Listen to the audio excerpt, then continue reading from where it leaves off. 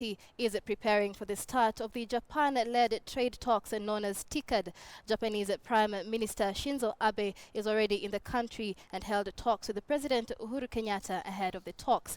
That to say, the talks, the first of their kind to be held in Nairobi, will deepen trade ties between Japan and Africa.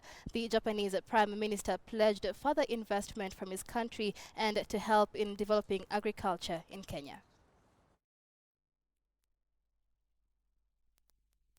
We will be welcoming many heads of state, thousands of delegates, for the very first TICAD to be held on African soil. With the very gracious help of Prime Minister Abe, TICAD has finally come home, and it is about time.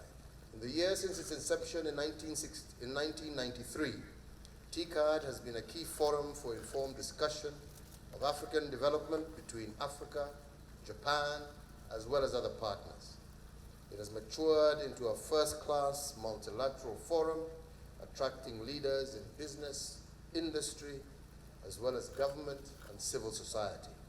At these discussions, a wide range of expertise and experience is represented, united under a single guiding principle of partnership. That is because development, as all the delegates will know, is not something that will happen to Africa. It is Africans themselves who will win the freedom and the prosperity that they deserve. The privilege of bringing TICAD home fell on Kenya, and we are honored and indeed humbled in accepting the invitation to host the forum.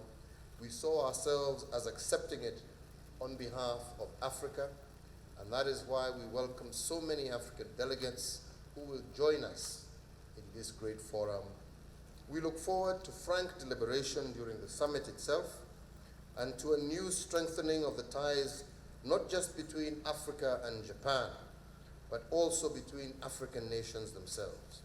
For Africa is rising, ladies and gentlemen, but that rise will reach its full height only if we each lift the other.